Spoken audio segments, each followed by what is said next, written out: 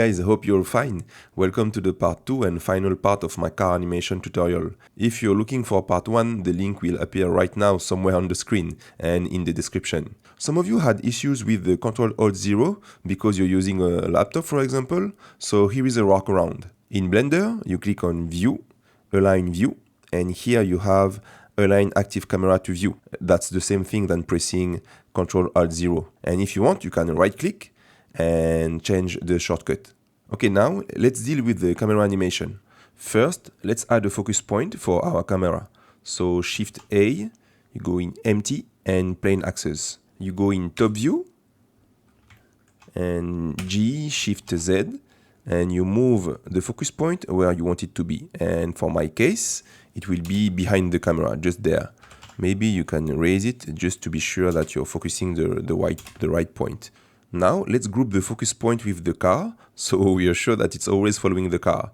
So you click on the focus point, then on the body of the car, and Ctrl P, and here you can object keep transform. Okay, cool. So now if we press spacebar, my focus point is moving with the car. So now you click on your camera, and then object data properties, the little camera icon, and we are going to change a few things. First, the lens. I am in 50mm, so this is what I want for my animation, but just change it if you want to change it. Then I am going to activate the depth of field, and for the focus point, we are going to select the empty we just created, just like that. And for the blades, we put 5. For the f-stop, I would like to have a lot of blur in the background, so I will put a value like 0.8. Okay, that's it for the camera configuration. Then, for a more cinematic look, I will change the aspect ratio of the project. I prefer to do that now, as it will spare us some render time. The downside is we will not be able to change it in post-production, so we need to be sure that our camera animation is accurately what we want. I don't do that for all my projects, but for this one, because I knew exactly what I wanted for the camera, it was fine to use this workflow. So you click on Output Properties, this one, and here, the Y value, you change it to 810. Now in camera view, you can see that we are in a cinematic ratio. Before animating the camera, the final step now is to place the other cars on the road. The reason is we need to know their exact location first if we want to have an accurate camera positioning. Don't forget, if you need more free cars, just check my last tutorial. The link will be on the screen and in the description. Me, I will use the transportation add-on because I have it and it's essentially the best car add-on on the market. They just added 13 new vehicles, so that's a total of 78 photorealistic vehicles already rigged. And it's actually 20% off, the link will be in the description. To place the other cars, I will split my screen. So you go on the top right corner until you have this little cursor again, and you just drag your screen like that. Here on the first screen, I press 0 to go out of the camera view, and here I will maintain the camera view. If we look at our animation, we can see that our car is doing a curve just here. So we can imagine that it's doing that to avoid another car. So let's place a car here. I go in the middle of the curve and I click on the transportation add-on and I will select my car. Let's go for urban, for example, and maybe the Mazda. And I don't need a high definition car for this animation because the focus will be mainly on my car. So I can use a low poly car that will be better for my render and for my viewport. And I click Add Vehicle. Yeah, you can see how easy it is to use the transportation add-on. Then I will place my vehicle, so J, Shift Z, around here. And let me test. Yes, it's working fine. But at the moment, it's weird because this car is not moving at all. So let's create a little animation for this car, but we don't have to use the rig because we will barely see this car moving. You click on the car, the Mazda, and G, Y, and you move it maybe around here, and I press I, and here where I need it to be, like this, I again, and a little bit after, just for the continuity of the animation, I. And you select all the keyframes as usual, and you go for linear. For the first one, actually, let me start at frame 1. So now I have a moving car on the screen, that's perfect. And now you can see exactly what I told you concerning the camera, because if we look at the camera, let me click on camera now. If I go in frame 1 and I place my camera, let's say here, for example, let me zoom a little bit, like this, and I press I, you can see that if I didn't have this car here, I couldn't guess that I will go through it. So this is why you need to place all the cars that you need for the animation first on the road, and then you will be able to play with the camera angles and to see what's really working for your animation. Okay, so now I can clearly see that it's not working, so maybe we can start like that. But here, you click on camera, and you can decide that maybe you can go something like that, and you press I again. So let me see, yes, and now it's working. Okay, so I will not add all the cars on the road for the sake of this tutorial length, but you get the idea. Now let's place other keyframes for the camera animation. So it's really up to you where you want to place the keyframes for your camera according to the different car positions and according to the look that you want. For this tutorial, I will just create my keyframes until frame 125, but of course you will have to create your keyframes until the end of your animation. And now that we have our keyframes, our main issue is that the camera animation is not very smooth. For each keyframes, as you can see, it's doing hard movements and very choppy. So to fix that, you will change this screen, you click here, and you will change it to Graph Editor. Then you select all the keyframes, and you can do that by pressing A on your keyboard because you will have the keyframes until the end of your animation. And me, I will just select those ones. Then you go in Key and Sample Keyframes. That will add keyframes between your own keyframes. And now you press Alt 0. And as you can see now, we have smooth curves here. So you can press Alt 0 again maybe, and you test it. And look at this now, our camera animation is very smooth. And once again, I'm stopping at frame 135, but of course, you have to do this for your entire animation.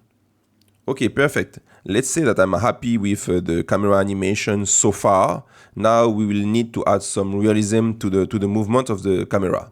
And now we can close this panel. So join area, and you select this one. And we are going to install a free add-on that will help us with the camera animation. The add-on name is Camera Shakeify, the link will be in the description. And as I just told you, it's a free add-on, so big thanks to the authors. To download the file, just go in Code and download zip. So as usual in Blender, you go in Edit, Preferences, you go in Add-on and Install. And you look for the file you just downloaded. And for me, it's here. You click on Install Add-on. You look for the add-on name, Camera Shakeify, and you activate the checkbox here. Now that you have your add-on activated, you click on your camera here, and you go in Object Data Properties, the green camera icon, and you will have a new panel, Camera Shakeify. You click on the little plus icon, and you leave Investigation for the first effect, and let's see how it goes. So, as you can see, I have now some shakiness with my camera, but it's a little bit too much.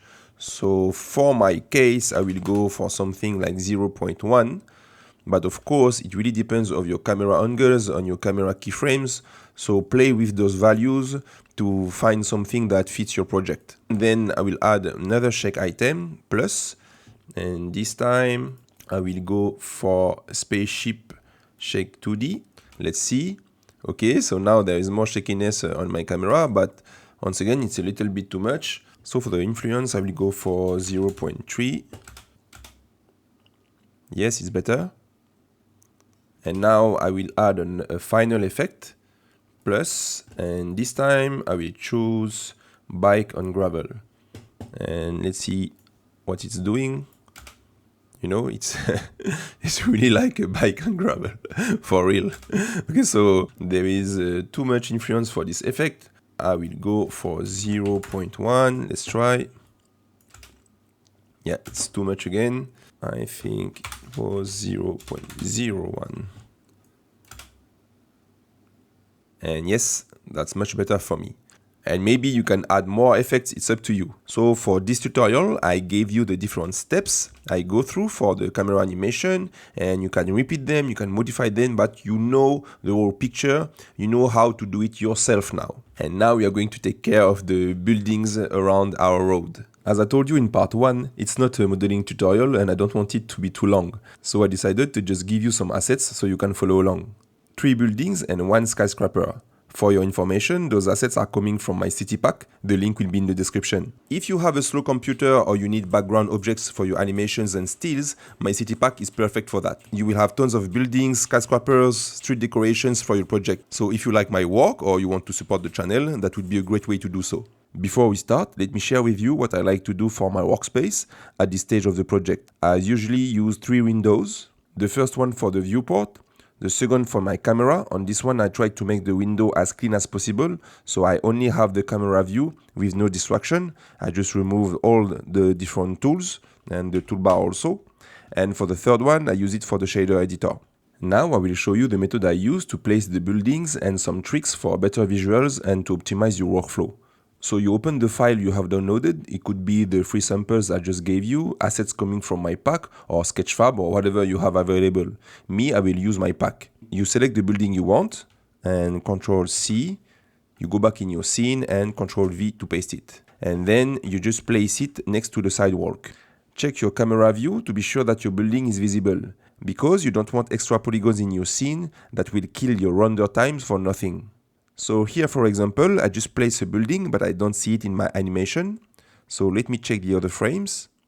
Okay, something here. So G, Y, and I will move my building. And I know that I should start from there. Let me test. Yes, this is the first building I will see in my animation, so I don't need to put something before it. Then you select the building, you press M on your keyboard, and you create a new collection. Let's name this collection right side, for example, and OK. And you will put all the buildings you add on this side in this collection, and just repeat this process until you have something you like. Okay, now I have all the buildings I want on the right side. Let me share with you some tips. If you want to duplicate a building, use Alt-D and not Shift-D. It will consume less memory. So you just click on your building and Alt-D, and then you can move the copy wherever you want. Try to use different buildings as much as possible. That's better for the look of the final render. For the building's tip facade, be careful to avoid those holes, as it will be ugly in your animation. To fix that, I have 2 options. Option 1, I use a full building right before the facade. So I click on it, Alt-D and J, I move it.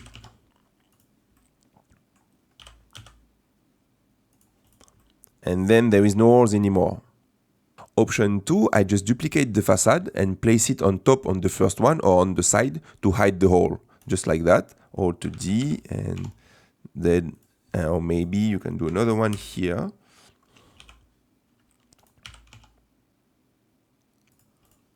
And voila. And now when your camera will go here, there will be no hole. Don't forget that facades are great if you have a slow computer, as it's only one plane to render. Next tip, like the facade, you can duplicate a building and place it on top on the first one, so they will look like a different asset. So you just click on the building, Alt-D and JZ, and now you have a different asset. Don't create a flat composition, it's boring for the eye. Instead, just move some buildings to create relief. Just like this one, for example, JX, and as you can see now in the camera view, it's not flat anymore, you have some relief. When your right side is finalized, just duplicate it. So right side, and I select all the objects, and Alt-D. You press Ctrl P to group everything, and then a complete rotation. All you have to do now is to move the buildings next to the left sidewalk. And thanks to the rotation, you will not have symmetrical building on each side. Then you press M, new collection, and you create a new collection for the left side. So now you have a collection for all the buildings on the right side and a collection for all the buildings on the left side. Let's check the animation. Ooh, starts to look good. So if you need to fix something, like here I have a hole, I just go here, left side, right click, select objects, and GY, and I just move them just like that. Congratulations, now you have all the buildings in your scene. Let's take care of the city props now. For the street decoration, just go on Sketchfab to find free stuff or use my city pack. The process is exactly the same as for the buildings. The more you have in your scene, the better it will be for your final animation. You don't want empty sidewalks. Trust me, it's better too much than not enough. For the people, a great option is to use this free pack on Sketchfab. Those are low poly characters, so perfect to be in the background of our animation. If you don't know how to import them in Blender, please check my tutorial for that. The link for those assets and for the tutorial will be in the description. Like the street decorations, the more you have in your scene, the better it is. Don't hesitate to use Alt-D to avoid consuming too much memory. And one thing concerning the scaling, if you copy and paste your character in your scene and it's way too big, it's because the scaling is not good, so just click on your character and here in the scale values you select everything and change it to 1.8. Now you have the character that is 1.8 meter tall. And when you place your character, don't forget to raise it a bit to be on the sidewalk and not inside the sidewalk. For the skyscrapers, in my case, I wanted to hide the sky completely, so I did put a lot of them everywhere. Like for the buildings, variations of the assets will help to sell the effect. Just check your animation window and put them to fill holes, and far away from the camera because we need them to be blurry. And as you know, the further an object is from the camera, the blurrier it will be if it's not in focus. And now, let's deal with the lights. First, to prepare our scene, go in the shader editor and change object to world. And here you will change the background fence to 0. From this moment, our animation is only lighted by the objects we have in our scene. We have different light sources, so let's deal with each one of them. For the car's backlights, I changed the emission color to red and the strength to 1. For the front light, I switched the emission color to white and the strength to 40. This is not the most accurate way to simulate the car's lights, but in my case, it was good enough. And if you don't know how to do that, you just click on the material. Here in the shader editor, you change the emission color, and here you can also change the strength. Then I have different lights coming from the buildings. Let's take, for example, the frame number 1 of my animation. This white light here is coming from this sign, and it's just an emission node with the color to white and the strength to 18. This yellow light on this window is in fact a yellow point light in Blender with the power of 53 watts. And as you can see, it's nicely lighting the top edge of the car. Then we have some light on the sidewalk, but we will discuss that in a few seconds. If I come here in frame 78, one of my favorite shots, the lights which are bouncing on the car come from those 2-point lights, which are yellow and had a power of 5.6 watts. So it's really up to you to create the lighting environment to fit your need. In my case, I was just using the lights that are coming from my buildings pack. I didn't add any lights on them. And finally, we have the lights coming from the street lamp. As usual, you can find some free assets on Sketchfab, for example, or you can use those in my pack. For those street lamps, I have created an area light. So it's the Shift A light area. Let me move it here. I changed the shape to disc, the power to 20 watt, the color to yellow, something like that, the size to 0.5 meter. For the scale, I went for 0.356 to fit in my street lamp. Then you just have to move the area light on your street lamp. You select the light, shift click on the street lamp, Ctrl P, and object keep transform. So now the light is parented to the street lamp. So if we move the street lamp, the light is coming with it. I manually place a bunch of them on each sidewalk using Alt-D to duplicate the asset. Don't forget, before you press Alt-D, you have to select the street lamp and the light. I didn't use an array modifier to do so because I like to keep control of each light source in my projects. Yes, that's it for the lights, guys. Have fun playing with them to create your own personal mood. To add to the realism of our project, let's create some fog. Shift A, Mesh and Cube, and you will scale this cube until you cover all the roads and the buildings.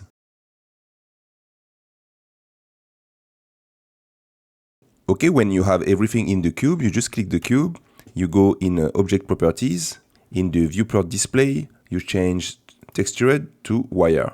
You click on the cube and you press New in the shader editor. You delete the principled BSDF, you press Shift A to add a new node, you add a volume scatter node, you plug the volume to the volume, and for the density, you go for 0.003. Now let me show you a render with and without the fog. So this is the render without the fog and the render with the fog. As you can see, the render with the fog looks way more cinematic. Okay, it's taking more time to render, but I'm very happy with the result, and I know that the animation will be much better with the fog than without the fog. Now is the time to look at my render settings. Of course, I use cycles with the GPU, which is a RTX 3080. For the render sampling, I have the noise threshold activated at 0.01. The max samples is at 4096 and min samples to 0.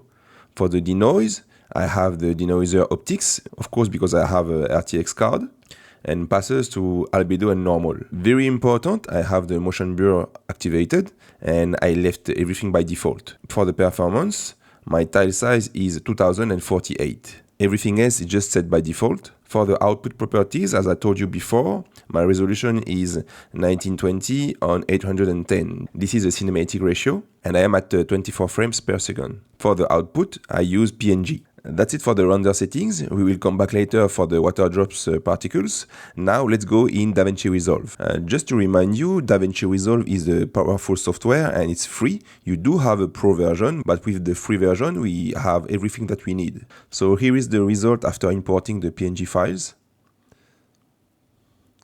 The first thing I do, I select the PNG files, and here you go in Effect, Open FX, and you select Glow. You can drop the glow effect on your PNG files. And let me show you the difference now. As you can see, you have a glow around your light. In my case, it's very subtle, but you can play with the values if you want more glows. And then I just added a vignette here. This is a very subtle effect, but I always like to add vignette to focus the eye on the main object. Then for the grading, the main idea is to raise the lights everywhere. And here is the final result. So this is before the grading and this is after the grading. Here is another example of the grading. So this is with the grading and this is without the grading. As you can see, there is more punch after the grading, and I find that the image is more interesting with the grading than without the grading. Just tell me in the comment section if you want to have a proper tutorial on how I grade my shots. Then I added all the sound effects and the music, but like the grading, if you want a proper tutorial on that, just tell me in the comment section. Now let me show you what I did in After Effects. In After Effects, I imported all the PNGs, and I used this plugin from Video Copilot called Optical Flares. This plugin allows you to create optical flares wherever you want in your scene. So I did that for the first light and also here for the car lights. And for those one, I have animated each lens flare one by one and frame by frame. I also keyframed the opacity when the car was in front of the light. Then I exported each optical flares effect in a MP4 format. And then in Davinci Resolve, I just blend the MP4 files coming from After Effects on the original PNGs. So here, here and here. But after doing all that, I was not satisfied with the scene. I felt that there was something missing on the road because there were a lot of water everywhere. So why not adding some water drops under the wheels? And as you can see, let me show you. As you can see now here, I don't know if you can see on your screen, but we can clearly see water drops. Let me raise maybe the color so you can see them a little bit better. And where are the water drops? Yeah, this one. And I will just raise like this. And now, as you can see, there are water drops coming behind the wheels. So here I have exaggerated the effect a little bit too much, but at least you can see the water drops coming, and I think it's really cool and it's adding to the scene. So let me show you how I did that. Let's go back in Blender. Okay, now we are back in Blender, but because it's more advanced and it's supposed to be a beginner tutorial, I will just go through the different steps. But if you really want a detailed tutorial on how I did that, just tell me in the comment section. So I have created a little box and parented it to the car, so it's moving with the car, as you can see. And then I have created a particle system. Here are the settings that I chose. For the render, I selected object. And for the object, I have created a water drop like this. It's just an icosphere that I have modified to look like a raindrop. And here is its material. Here is the velocity settings and the rotation settings. But I was not sure about this particle effect, how it will look like. So I decided to render it separately. So I did bake the simulation in the cache panel and untick render for all the different objects. And I left only these particles to render. Of course, after doing one wheel, I just duplicated the box for the other wheel. So after the render, I have something like that. Let me show you if I deactivate here.